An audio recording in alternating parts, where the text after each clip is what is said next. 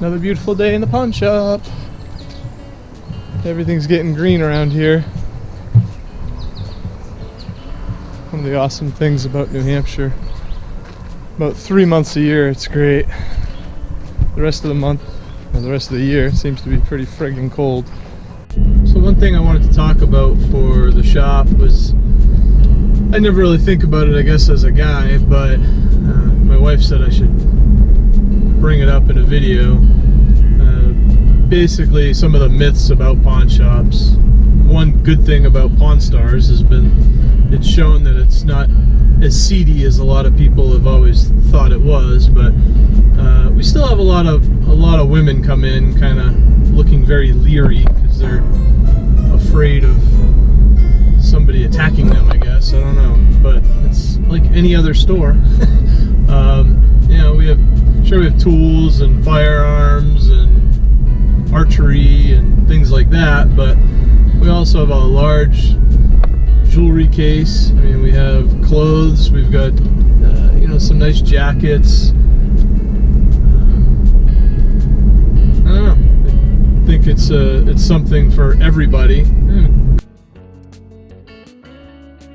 Another thing that's largely misunderstood, and I think causes a lot of people to think they're getting screwed in the pawn shop, is really not understanding gold.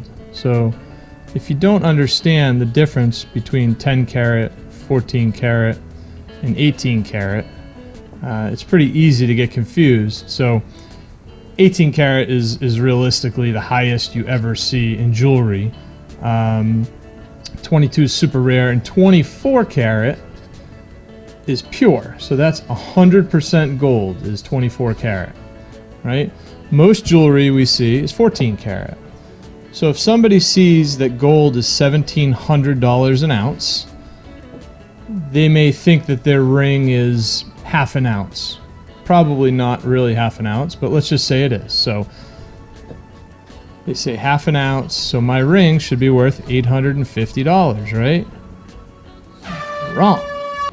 So 14 karat gold is only 58.5%, so 0.585 gold. So if you take that $1,700 times the half an ounce, right? So the $850, but now you do that times 0.585. So keep in mind now, this is spot price, right? So most people have to deal in millions of dollars to get spot price. A regular person doesn't get spot price. I can't sell my gold for spot price. When I'm only selling, let's say $5,000 at a time to a refinery, they're not giving me spot price, right? They have to make a profit. So that, at the best possible price, that ring would be worth $497.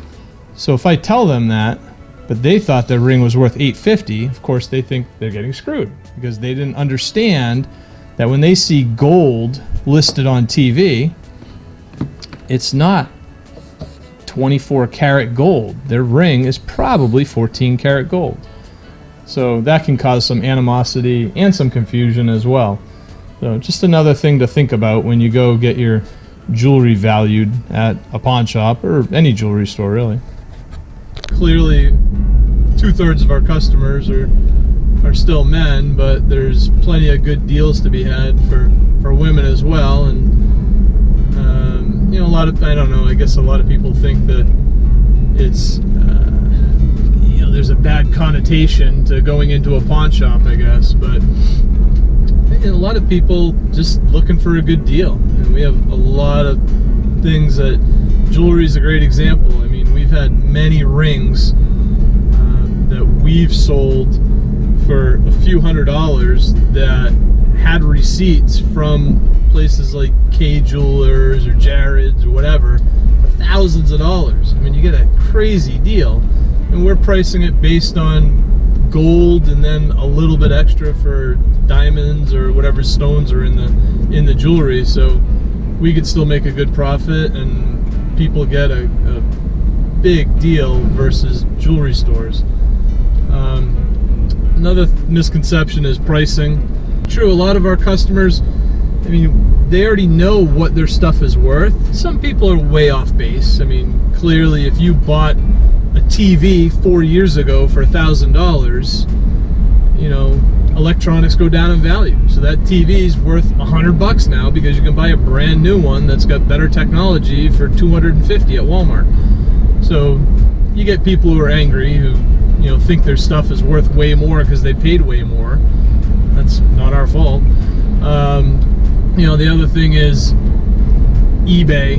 You know, if somebody brings something in, you know, you bring in a rare baseball card, and this person looked up in the book, you know, a collector's book, that this thing's worth $500. You go on eBay and you find the same thing for $100, and they'll get pissed at you because you price it based on the $100. I mean, you know, of course you're not going to pay the $500 that the book says if you can go out and buy it somewhere for $100. You know, and a lot of times people say, well, that's eBay, that's a different world. Well, I don't know anybody who's going to pay $500 if they can go buy it for $100 somewhere else. So I've got to pay based on being able to sell it for the $100.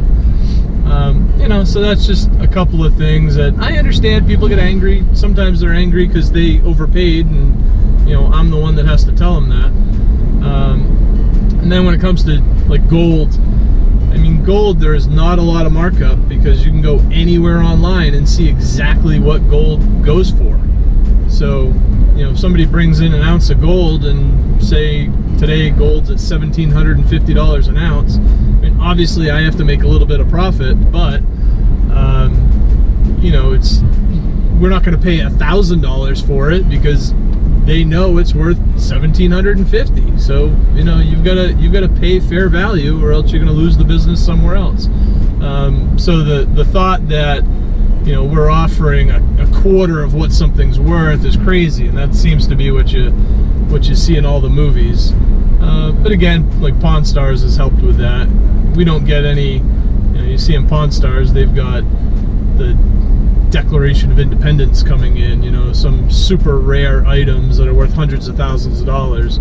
We don't get that. I mean, we get the occasional nice motorcycle, you know, we've got some high value coins, you know, rare guitar, things like that. But you know, on occasion we'll get some higher end items, but that shows a little crazy. And the other thing you got to keep in mind is there's a loss factor. I mean, there's always going to be some items that you buy, you test, and then, you know, the other day I sold a mower. It looked like it hadn't been used. The guy had clearly cleaned it up well. You know, just a regular push mower, and new in the store is like $260. So I bought it a while ago.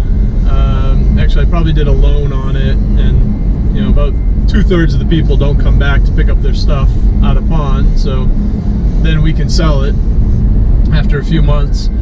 So put it up for sale, sell it to one of our regular customers.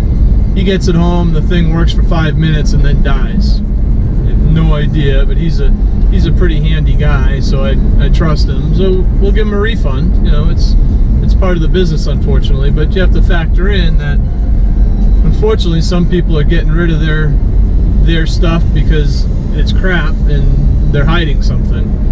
You know, I like to believe the good portion of people aren't doing that.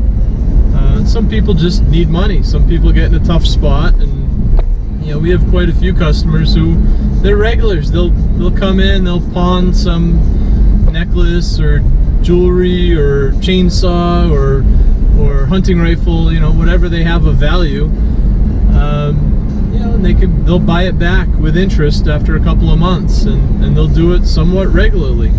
You know, and it's just the few things they have of value that, you know, if you've got your family hunting rifle that your dad passed down to you, and you know it's worth $500, and you'll probably never be able to replace it, and you need to borrow a couple $100, you know, that's what pawn shops are for, really. It's, you know, some people don't have a lot, and that's one thing they know, that when they get in a bind, they can bring in.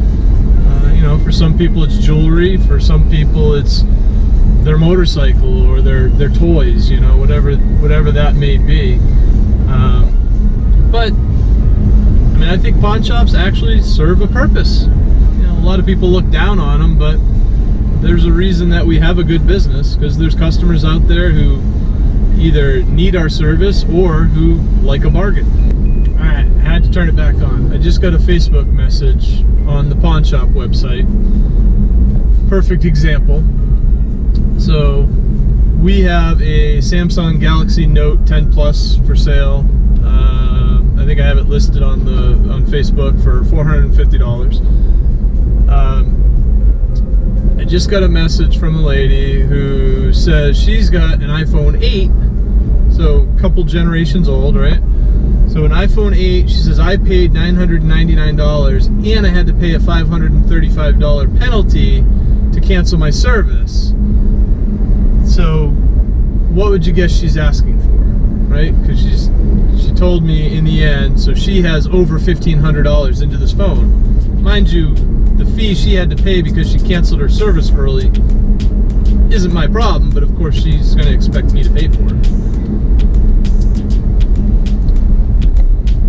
So, just getting her response now. Yeah, so basically she's asking me to pay back her $1,000 and give her my $450 phone. I mean, I don't understand. Do people think it's a charity? It's like, why would I pay full retail for your used phone and pay your fee to get out of your contract? So those are the kind of things every day.